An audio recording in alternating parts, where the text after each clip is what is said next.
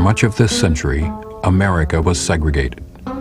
It was our social system, our way of keeping blacks and whites apart.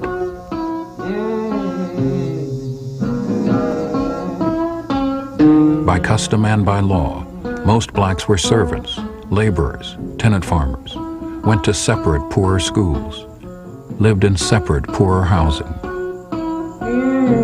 Segregation was the context for black lives throughout the country, but especially in the South, a complete environment, socially and psychologically. Listen, for a long time, I had the idea that a man with white skin was superior because it appeared to me that he had everything. And I figured if God would justify the white man having everything, that God had put him in a position to be the best. If you're born into a system that's wrong, whether it's a slave system or whether it's a segregated system, you take it for granted. And I was born into a system that was segregated and denied blacks the right to vote, also denied women the right to vote. And I took it for granted. Nobody told me any different. Nobody said it was strange or unusual or wasn't like other states. Segregation had its rules, and Southern blacks knew that if they didn't obey them, if they didn't step aside to let a white man pass, or if a black man looked too closely at a white woman, the system could be enforced by violence. Groups like the Ku Klux Klan used terrorism to uphold white supremacy and were an ever-present symbol of intimidation.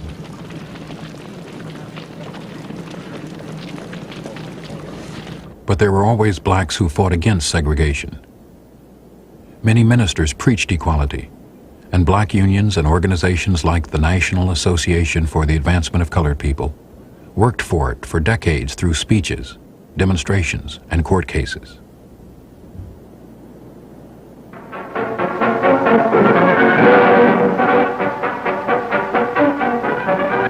All-American News brings you our people's contribution to America and freedom.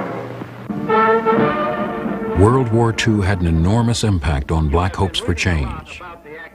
Black Americans fought and died in a segregated U.S. Army, but they saw a larger, unsegregated world. They saw their own power as they fought and as some were trained as officers and specialists. And they came back with a new sense of themselves. I spent 3 years overseas in New Guinea, and I became an officer during that period. I had been eager to exercise authority. So when we got out, it was just one more step to say, well, look, we aren't going to take this anymore. The South they came back to was determined to resist change, and most of the nation was not ready to hear black demands for justice. Then, in the early 1950s, after years of carefully planned litigation, the NAACP brought these demands to the Supreme Court. The test cases were set in schools. On May 17, 1954, the Supreme Court ruled unanimously in Brown versus Board of Education that segregated schools were unconstitutional. It called into question the whole system of segregation. It was quite a shock to Southerners to be told that the way they had been running their affairs for many, many years were no longer acceptable to the nation as a whole. And a great many of the older crowd of white Southerners felt that they came of an ancestry that were founders of the Republic, and they knew the Constitution and customs and laws of the country as well as anybody else. The South resisted desegregation with legal and illegal delays. It would take years before the Supreme Court's decision would be implemented in any meaningful way, but it had one immediate effect. I think that the greatest impact of the Brown decision was on the black community itself. It was a statement to the black community that they had a friend, so to speak, the Supreme Court.